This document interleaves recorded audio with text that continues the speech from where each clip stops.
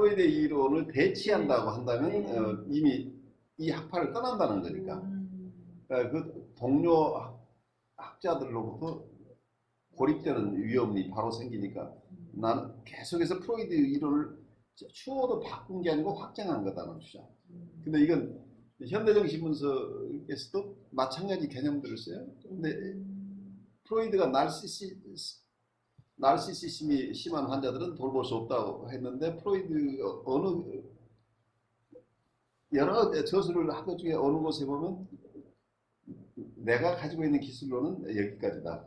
내가 가진 정신분석 기법은 여기까지는 앞으로 어느 분이 이분들을 도울 새로운 어떤 연구 업적이 나온다면 그때는 이분들 치료해 볼 수 있겠다는 이런 취지의 글이 있어요. 그러니까 딱 그 한마디가 이 부분에 내가 바로 프로이드가 확장하려고 했던 이론을 내가 그 분야를 보충하는 거다. 그래서 현대정신분석이 생겼어요. 그렇지만 이고 사이카라이스트는 무슨 소리야? 프로이드 선생이 당신 보고 그게 어디서 프로이드 선생님 같은 거라고 당신은 생각할지 모르지만 우리가 볼 때 당신은 엉뚱한 정신분석이 아니야. 라고 그래서 한 번 더 이고 사이카라이스트는 스파르탄스의 현대정신분석과 그 친구 그 동료들이 쓴 아티클들을 인용해주는 법이 없어서 지금도 마찬가지야. 그만큼 얘기는 보수적인 사회라. 근데 제가 실제로 그 학회나 이런 데서 있는 사람들을 대해보면 얼마나 보수적이냐. 그걸로 먹고 사는 거예요. 원래 스파니치도 이국 사이클 그런 거기서 다 훈련 받고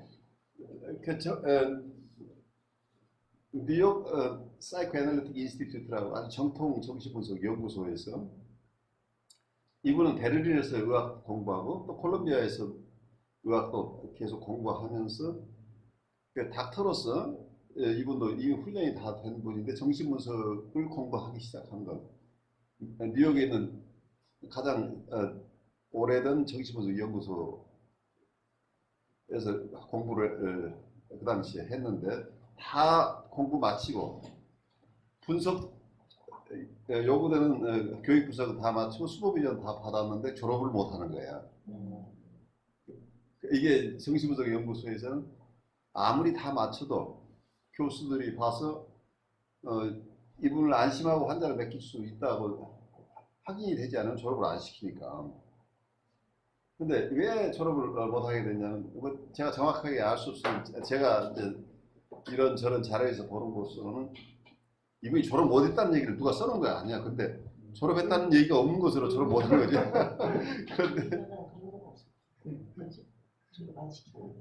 근데 거기에 어떤 얘기가 나오냐면 이분은 자기가 스키조프리냐 조현병 환자를 직접 임상해서 보면서 학교를 다닌 거예요. 그러니까 조현병 환자를 이분은 메디컬 닥터니까 치료하는 것을 직접 자기가 치료하면서 치료 가능성이 있다고 보고 정신분석적으로 치료하고 싶어서 정신분석 연구소에 들어간다는 얘기입니다. 그 정신분석 연구소에서 자기 케이스는 조현병 환자를 가지고 계속 수법위원을 받으러 가니까 학교에서는 프로이드 선생 말씀이 정신분석은 안 된다. 조현병 환자는 정신분석으로 치료 안 된다고 돼 있는 사람인데 너 졸업하려면 케이스를 그러니까 분석이 가능한 환자를 가져오라. 분석이 가능한 그 당시 뉴라틱 환자를 가지고 임상 케이스를 가져야만 졸업을 시키겠다는데 이분은 나는 내가 여기 온 것은 그런 환자를 치료하는데 내가 관심이 있는 게 아니고 나는 치료가 안 된다고 하는 이 분열증 환자를 치료하는 것을 연구하기 여기 왔는데 나는 이걸로 하겠다고 한 거예요. 여기서 갭이 안 메워지는 거죠. 결국 그래서 조용히 떠나는 이런 상황으로 갔던 것 같아요. 제 짐작으로는. 그런데 이분이 실제로 치료를 다 해낸 거예요. 그 치료를 하고 있는데 이걸 정신분석 기법이 아니라고 보고 이건 어떤 인정을 어떤 상황이냐면 그 당시 슈퍼바이저나 교육 분석가들은 정통 정신분석을 공부한 분이기 때문에 만약에 이 사람이 치료가 됐다면 처음엔 네가 진단을 잘못했거나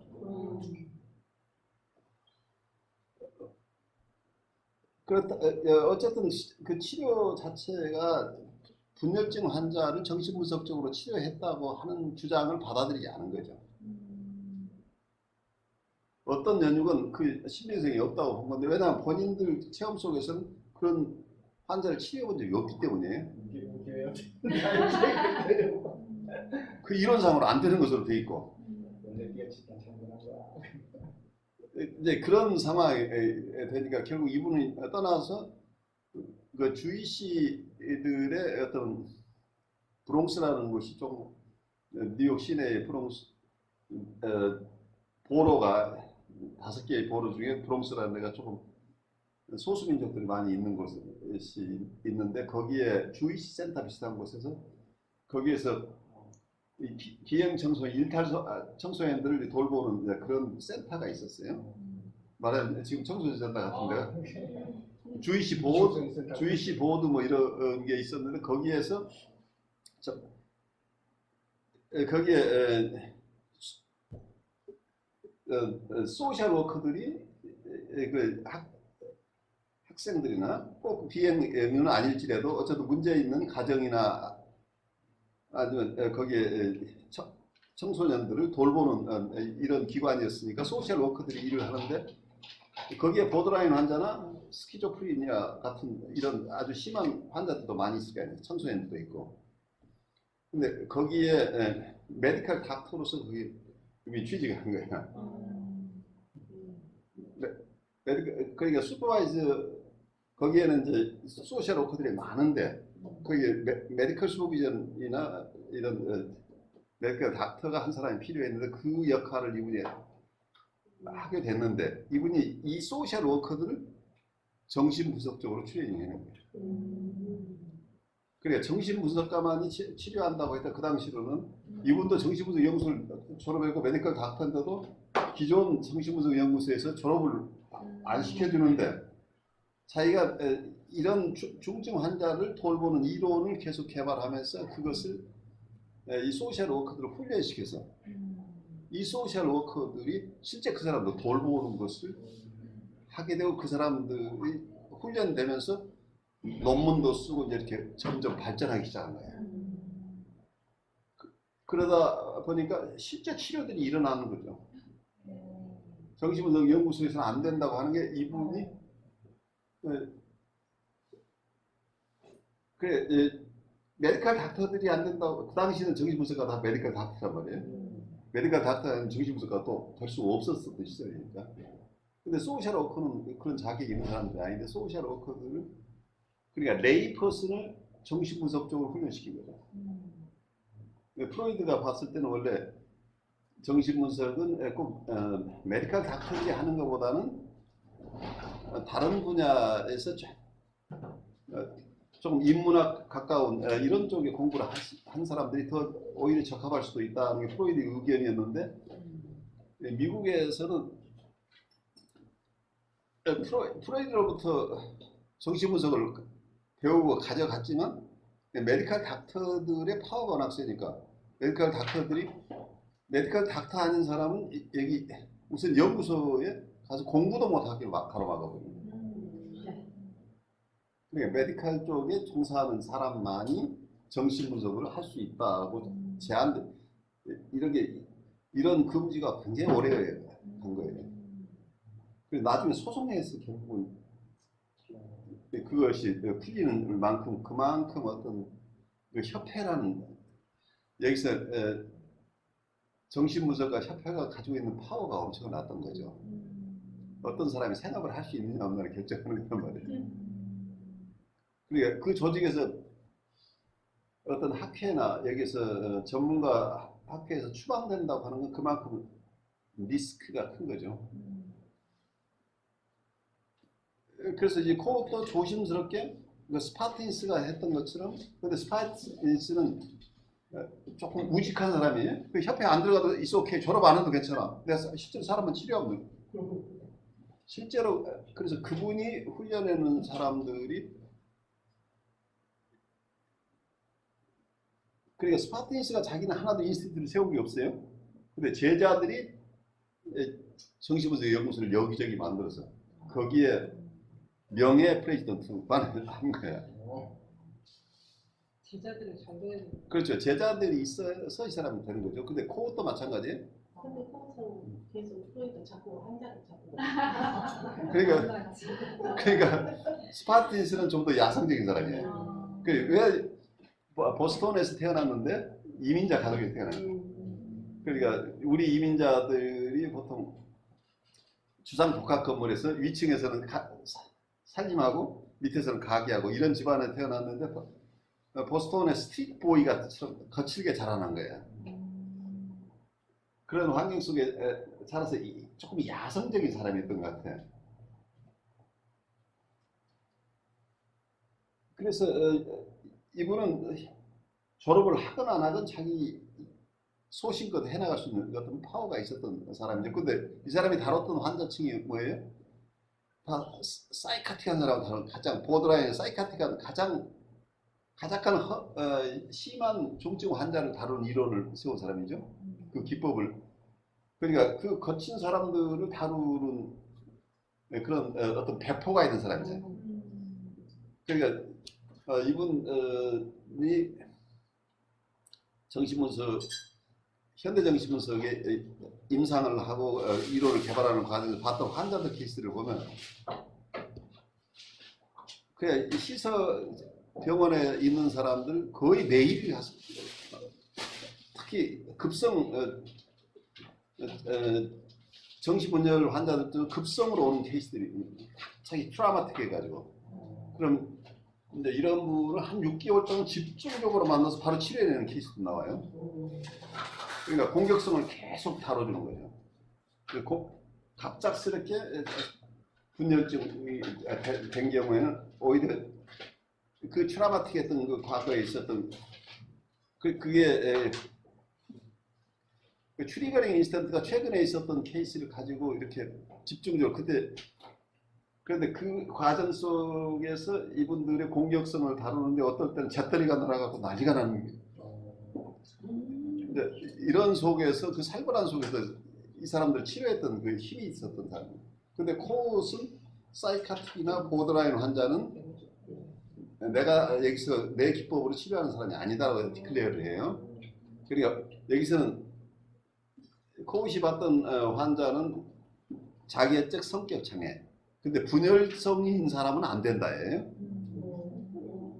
그래서 어떤 성격 장애, 그 자기애적 성격 장애 수준까지를 잘 돌보는 이론이 그 코웃 이론이에요. 근데 그 층에도 엄청나게 많은 사람이 있기 때문에 이 코웃의 이론도 굉장히 중요해요.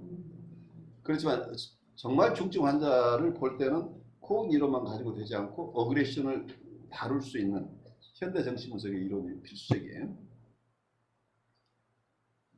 그래서 여기에서 나오는 게 코웃도 계속해서 내가 프로이드 선생의 이론을 변경하는 게 아니고 확장하는 것이다.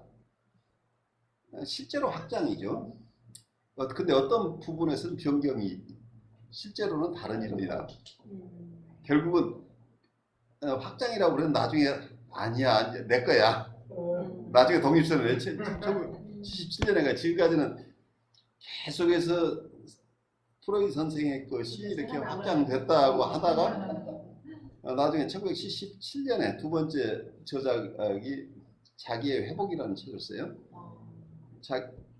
The Restoration of the Self라는 두 번째 저작이 나올 직전에 이분이 건강상으로 오래 살 수 없다는 것이 밝혀져요. 백혈병에. 그러면서 이미 자기 두 번째 저작에 나오는 글들을 동료들하고 이렇게 나눠보니까 다들 반응이 워낙 차가우니까 어차피 이판사판 내가 아무리 내가 정말 프로이디언이라고 아무리 의견의 사람을 믿어주지 않는 환경 속에서 결국은 독립선언을 할 수밖에 없다. 그래서 독립선언을 하게 되고 그래서 셀프 사이칼로지가 이고 사이칼에서 독립선언을 하게 돼요. 근데 그 당시에 동료들은 또 그제까지 이분이 미국 정신분석 협회에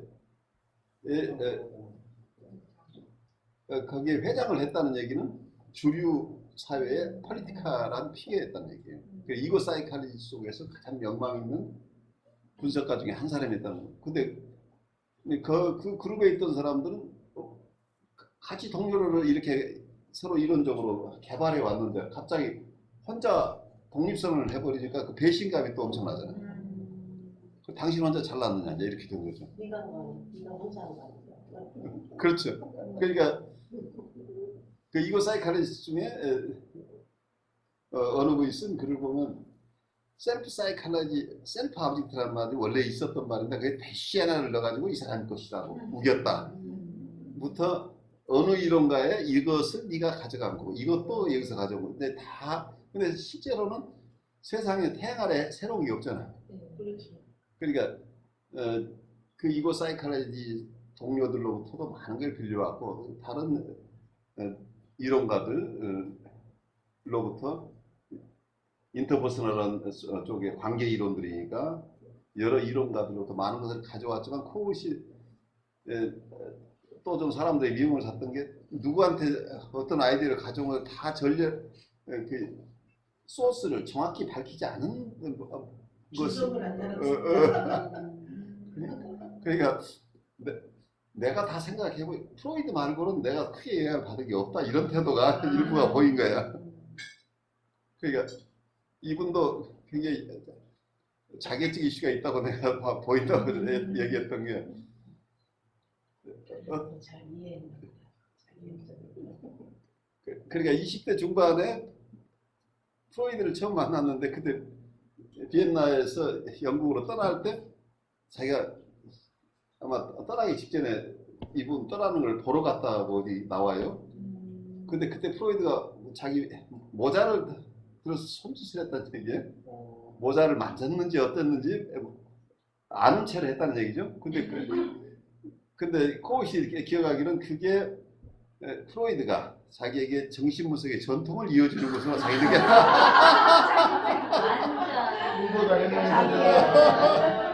그래서 본인이 프로이드의 후계자인 것처럼 그러니까 그런 느낌 이런 기록을 보면 이분이 그 인정받고 싶은 욕구가 엄청났던 분이 아닌가 싶어요.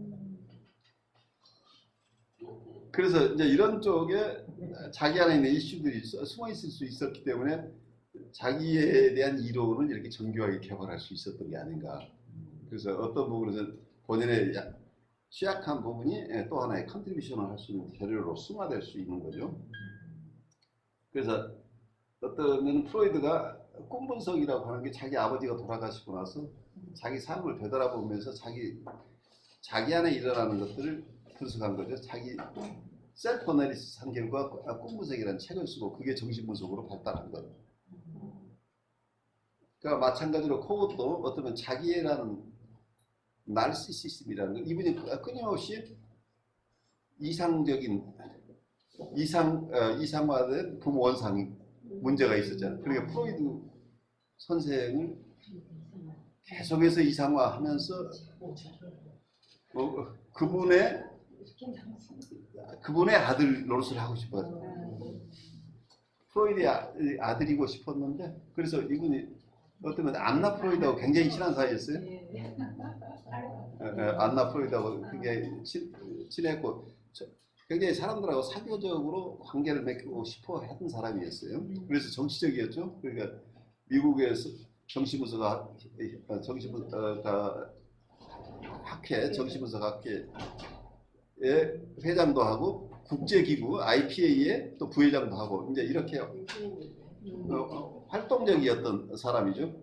또 활동적인데 이 활동에서 제거된다고 하는 것이 이 사람에게 굉장히 두려움이잖아요. 그만큼 활동을 하면서 자기 나름대로 인정받으면서 살았던 사람이 그 인정받는 세계로부터 축출된다고 하는 두려움. 이게 어떤 나르시시즘하고 다 연결되는 것들이죠. 그래서 그 현상들, 이 그랜디오스 셀프라고 했던 자기 과대자기, 그리고 이상화된 부모 원상이라는 이 두 가지 축으로 나르시시즘을 설명해내고 있는 것이 어쩌면 이분의 이게 자서전일 수도 있는 거죠.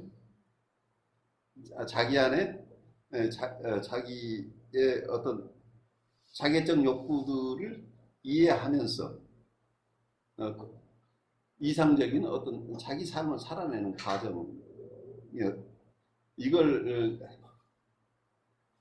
여러 가지 글로 이렇게 표현한 것이라고 우리가 이해할 수도 있지 않겠느냐, 이런 생각도 해봐요.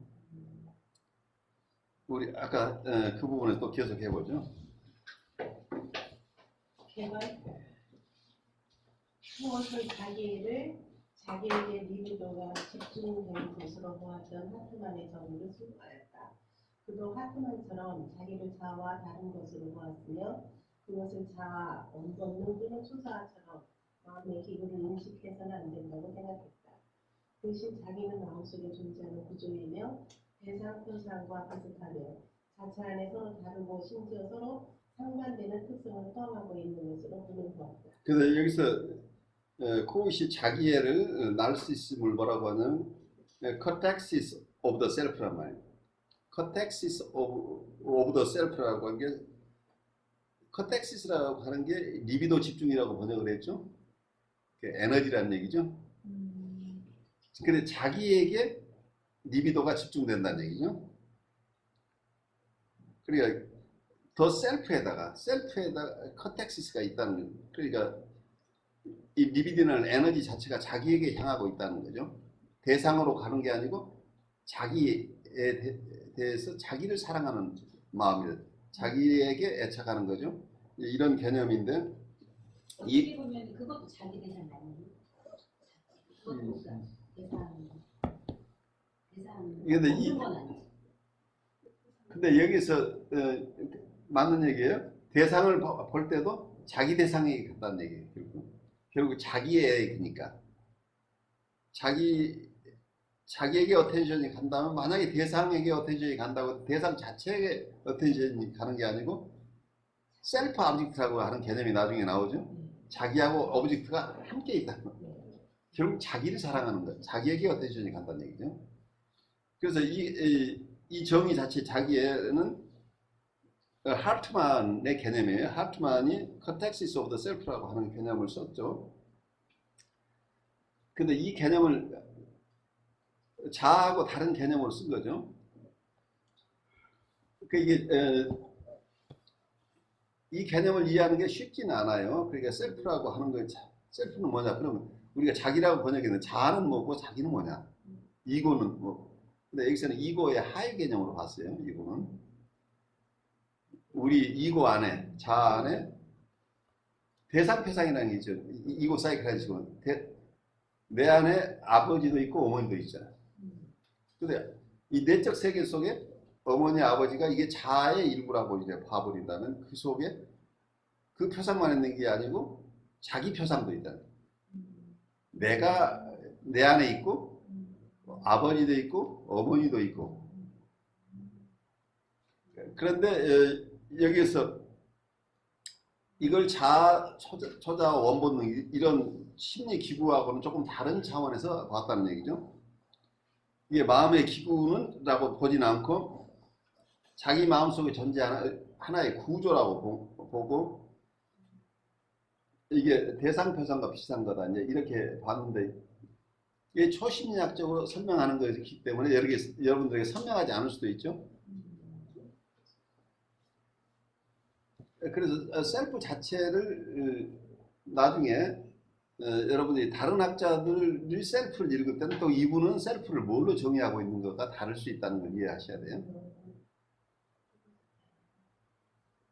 그러니까 자기 안에 자기에 대한 표상이 여기 코어스는 자기라고 하는 거예요. 그러게, 예.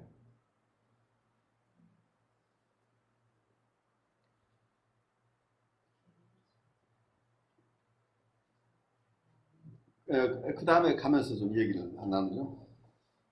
코엇은 자기애적 장애를 분명하게 정의하는 것과 그러한 장애를 정신증 그리고 경계성 상태와 구별함으로써 자신의 이론이 오해받지 않도록 주의하는 것을 중요하게 생각했다.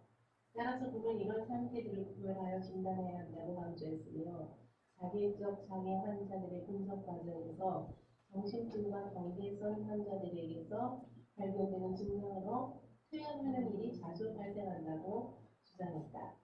코엇은 정신질적 그리고 경계성 환자와 구분되는 자기애적 성격 장애 환자의 심리적 특성을 개괄했다. 자기애적 성격 장애 환자는 발달이 방해받음으로 해서 불안정한 상태의 자기를 갖고 있기는 하나 비교적 응집적인 자기를 갖고 있으며 또한 그러한 자기의 해당하는 안정된 내적 대상들을 갖고 있다. 이렇게 방해받은 내적 대상은 치료 과정에서 파트너에 대한 우연 없이 특정하고 비교적 안정된 자기애적 정의의 형태로 재활성화되고 회출된다. 코엇은 자기애적 정의들 중에 하나가 자발적으로 발생하는 것을 긍정적인 뜻이라고 주장하면서 자기애적 성격 장애 환자를 정신증이나 경계성 상태의 환자와 구분하였다. 코엇은 그의 감별 진단에 대한 도착에서 자기애적 성격 장애를 고전적 전이신경증과 비교한다. 후자에서는 대상들이 잘 구분되고 병리가 자기의 영향함에 존재하지 않는다. 전이신경증의 병리는 어린 시절의 대상을 향한 근친상간적인 충동에 대한 갈등으로 인해 발생한다. 그에 소관되는 불안은 처벌이나 신체가 잘 이어나갈 것이라는 위협과 관련된다.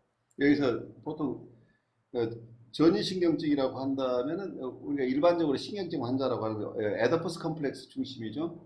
그러니까 대상과의 독립된 대상이 있는 상태에서 어떤 갈등 구조죠. 마음의 갈등을 중심으로 다루는 것이죠. 그래서 대상들이 잘 구별되어 있고 병리가 자기 안에 있는 게 셀프 자체가 있는 게 아니고 여기서 아까 에더퍼스 컴플렉스의 근친상간적 충동에 대한 갈등에서 발생한다고 하는 거죠. 그러니까 대인 관계에서 발생하는 거죠. 결국 근친상간. 그 자기 안에 문제가 있는 자기와 대상과의 관계 속에서 문제가 발생하는 거죠. 어머니하고 어떤 밀접한 관계를 맺고 아버지를 내보내고 싶고 이런 갈등 구조들이죠. 그러니까 여기에서는 독립된 셀프가 있죠. 그래서 여기서 우리가 거세불안을 느낀다고 하는 거죠.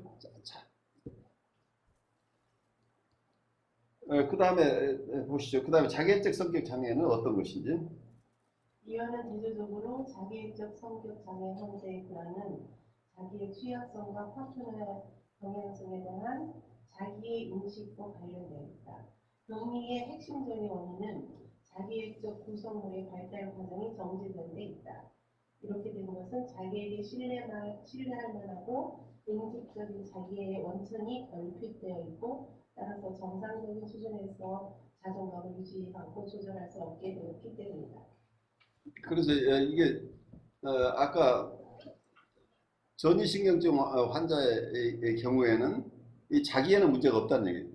자기의 어떤 자기의 문제가 아닌 대상과의 관계 속에서 일어나는 것들이죠.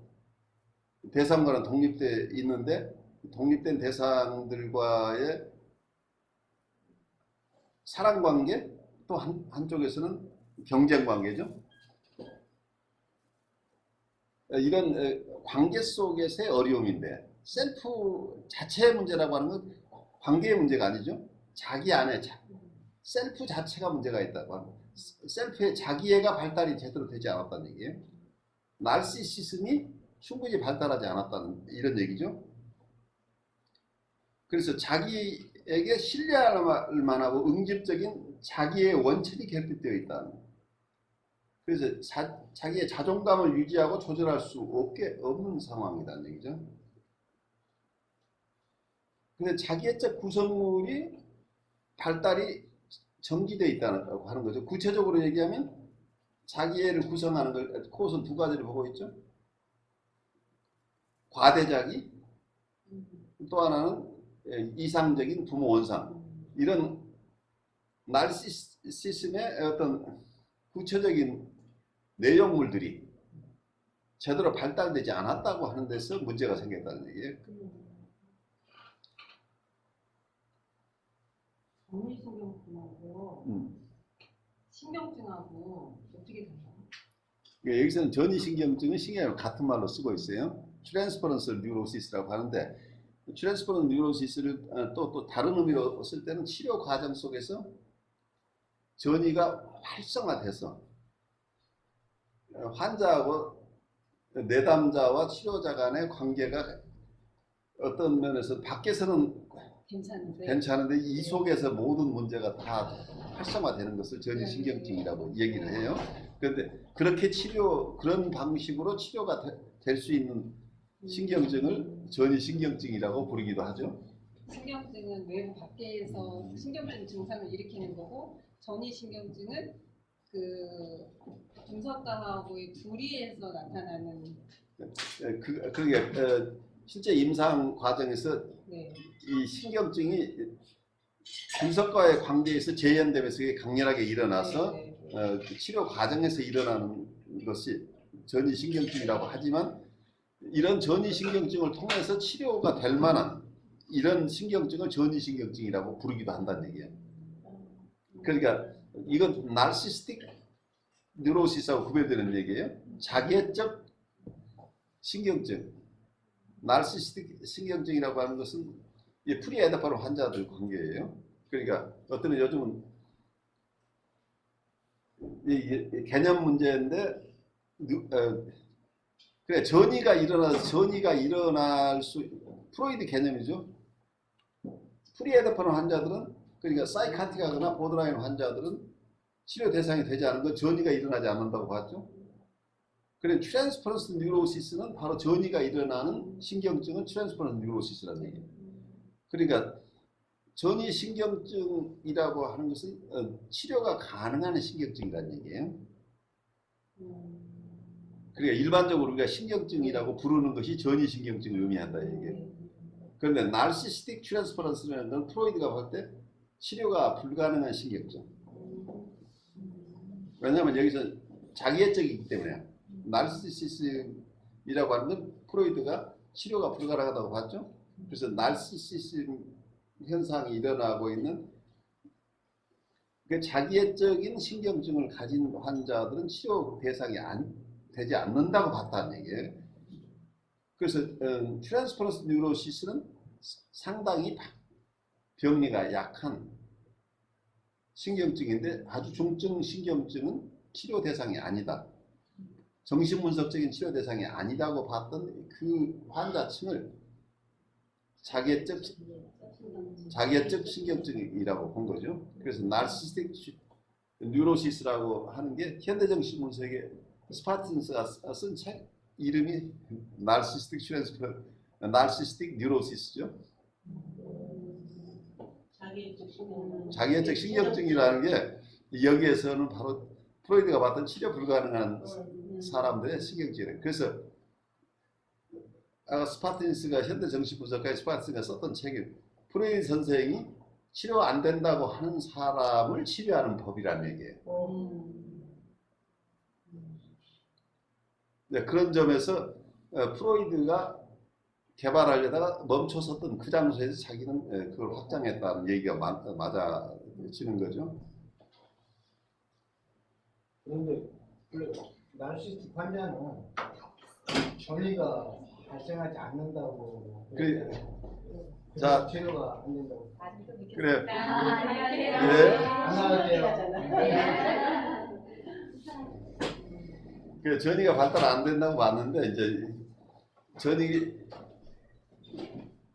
프로이드가 생각했던 전이가 일어나지 않는 거지. 실제로는 자기애적 전이가 일어난다고 해. 코웃이 자기애적 전이라고 하는 거나 스파틴스가 나르시스틱 전이라고 하는 거나 다 전이가 있더라는 얘기예요. 그래서 치료가 된다. 치료가 된다. 그러니까 전이를 인정하는 것은 치료가 가능하다는 얘기예요. 그래서 과거에는 전이 자체가 트랜스퍼런스가 일어나는 트랜스퍼런스 뉴로시스만이 치료 가능하다고 봤던 거예요. 전이 신경증이라고 하는 것이. 그런데 나르시스틱 트랜스퍼런스에서도 트랜스퍼런스가 안 일어나는 게 아니고 나르시시스틱 트랜스퍼런스가 일어난다고 얘기를 해요. 그런데 자기애적 전이가 일어나는 그 전이의 모습이 다르다. 그럼 어떻게 달라요? 어떻게 다르냐? 이게 핵심이죠. 트랜스퍼런스 뉴로시스 환자들, 신경증 환자들의 경우에는 대상과 자기가 분리개별화가 된 단계에 발달이 된 사람이라는 거예요. 그러니까 어머니하고 관계도 어머니는 어머니고 나는 나예요. 그래서 어머니, 아버지가 다 구별되는 사람이죠. 우리 집안은 어머니도 있고 아버지도 있고 정서적으로 다 각각 다른 인격들하고 내가 독립된 인격이 되어 있다는 게 인디펜던스가 있다는 얘기예요. 그 상태에서 그러니까 과거 프로이드가 봤던 것은 어머니나 아버지에게 느꼈던 정서를 전이가 일어난다고 하는 것, 그 임상적 전이가 일어난다고 하는 건 분석가에게 느끼는 정서가 과거에 어머니가 느꼈던 정서나 과거에 아버지가 느꼈던 정서라는 얘기예요.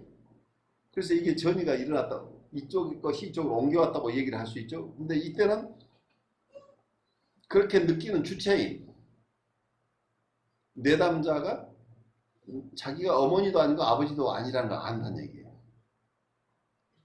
내담자가 그게 인격의 독립성이 있다는 얘기예요. 그래서 치료가 가능하다는 얘기예요. 그냥 이 인격 자체에는 자기의 독립성에는 문제가 없는 거죠. 그런데 아까 자기애적 환자들의 경우에는 원초적인 대상, 그래요. 어머니하고의 분리개별화가 덜 된 사람들이에요. 그래서 전이가 일어나는데 어머니하고 독립적인 대상으로서의 어머니가 아니에요. 어머니는 나의 일부이거나 나하고 아주 비슷한 정서를 가진 어머니를 느끼는 거죠. 그래서 그런 전이가 일어난다고 하는 것은 임상에서 치료에 왔을 때 분석가를 어떻게 느껴요? 어머니 분석가도 자기- 나하고 분리되지 않은 대상으로 느끼는 거예요. 나의 일부로 느끼는 거죠. 마치 내가 어머니가 나의 일부로 느꼈던 것처럼 분석가도 나의 일부로 느끼고 아니면 그러면 예를 들어서 애들이 선생님 뭐 갖다 줘요, 뭐 가져와요, 엄마가 해요. 이런 일종인가요? 그러니까 자기처럼 사용하는 거예요? 그렇죠. 사용하는 심부름 시키는 거죠. 심부름 시키는 거. 야, 엄마 이거 해줘. 근데 엄마한테 고마워해 안 해? 애들은. 엄마는 난데. 그래서 그런 거예요. 그렇죠. 당연히 그냥 뭐 갖다 주세요, 뭐 주세요. 당연한 당연한 거라고 아니 얘기해요. 그럼 이제 나중에 나의 수족이란 얘기예요. 네. 아니 그게 남편이 분리개별화가 안 돼 있다는 물 얘기죠. 가져와 고기 있는데 물좀 물어보는 같죠. 같은 거죠. 감이 물 가져와. 감이 그거 아니 세대가 달라서 나한테는 감이 안 하지 마. 그러니까 치료적 전이 상황을 예. 이제 그 소영생 말씀하신 그 아스퍼거 예. 그 애를 해당해 볼 때 음. 선생님한테 이렇게 이제 대상을 구별하기 시작했잖아요. 자기 혼자 있다가 깨어나서 대상을 구별하고 요것도 아까 이제 자기적 전이라고 말씀하셨거든요. 근데 어떤 치료적 전이를 본다면 그것도 전이 우선 그러니까 일단 자폐 상태에서 네, 깨어나 자기한테 완전히 갇혀 있다가 대상을 보기 시작하는 것은 네. 일단 자기적 대상으로 아직은 보는 거죠. 자기는 독립된 인격으로 나하고 다른 존재가 아니고 나의 일부로 아직도 느끼고 있다는 얘기예요. 심바이오시스가 발달해 가는 과정인 거죠. 그러니까 이런 내담자는 자기가 지금 굉장히 불편하고 한다면 자기 얘기를 계속 할 때 선생님이 이걸 듣는 거에 불편할까 안 하는 불편할까 전혀 관심 없어요. 내가 하는 얘기를 그냥 들어줘야 되는 거예요. 그 선생님이 저렇게 나를 위해서 애쓴다 없어요. 고맙긴 왜 고마워? 선생님 듣는 거지. 그러니까 여러분들이 아이들을 키우고 출가시키고 해서 보세요. 지금 출가해놓고도 엄마가 가서 뭘 해줘도 고마운 게 아니고 엄마니까 해주는 거예요. 그 자기적인 정서들이 계속 있는 거예요. 자기 대상을 독립된 대상으로 보지 않는. 그러니까 여러분 피지컬이 엄마 아빠를 구별 못한다는 게 아니에요. 정서적으로 내 정서하고 엄마 정서를 구별 못해요. 내가 기쁘면 엄마도 기뻐야 돼. 내가 슬픈데 엄마가 슬프지 않아? 이심전심 아니겠구나. 그렇죠?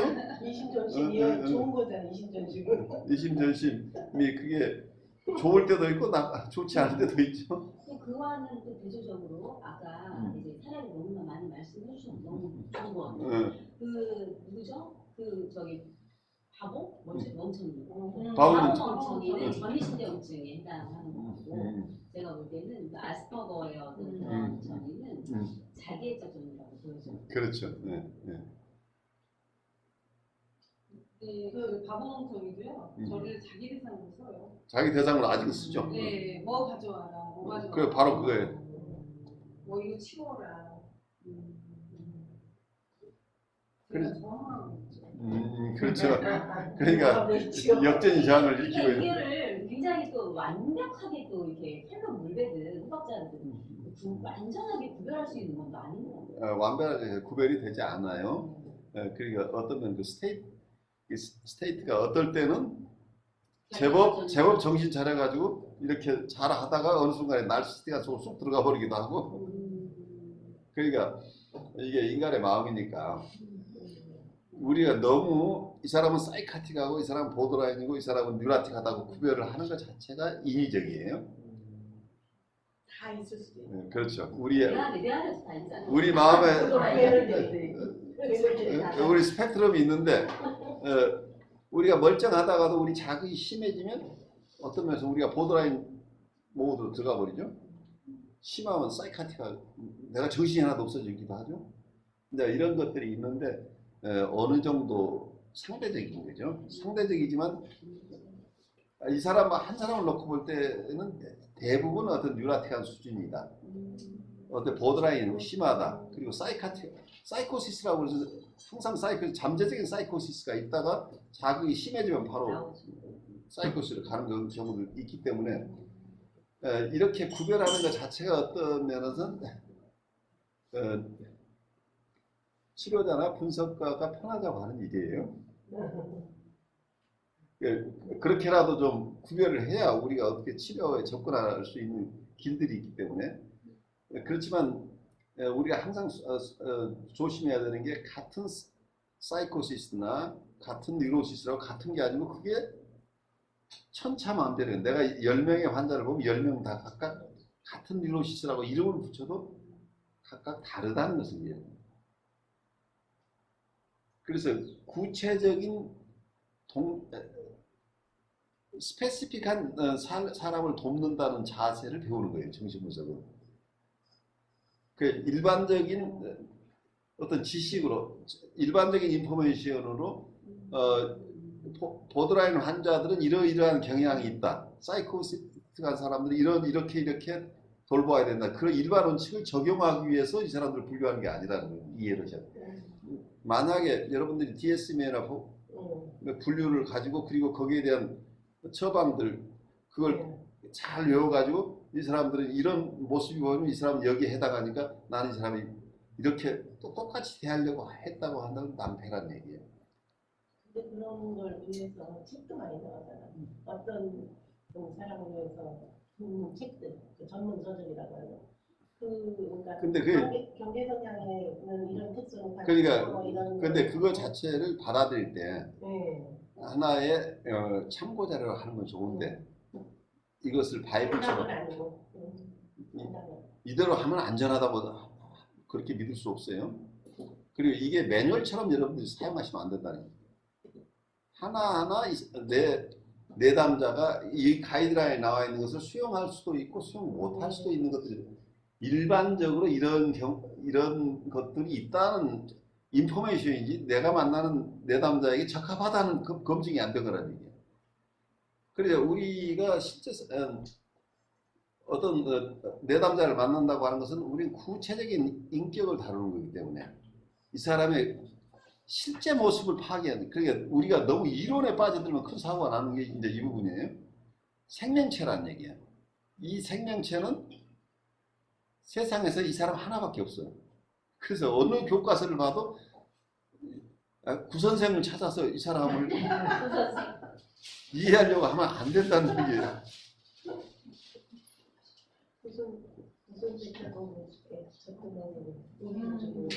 그러니까 마치 여러분들이 조현병 그러면 조현병 구글 치면 이분에게 이렇게 대하는 게 좋다. 근데 이러이러한 방법이 유효했던 케이스들이 있죠. 근데 내가 만나는 이분에게는 다른 사람에게 했던 것과 같은 방식으로 대했다가 큰 낭패가 날 수 있다는 얘기예요. 같은 이름 하에 여러분 한국 사람이라는 개념이 미국 사람을 만나서 나 오늘 한국 사람 만나. 그럼 한국 사람 만나면 어떻게 해야지?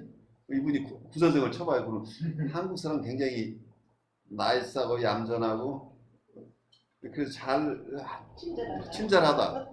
그런데 그런 줄 알고 만났는데 무서운 사람 만나.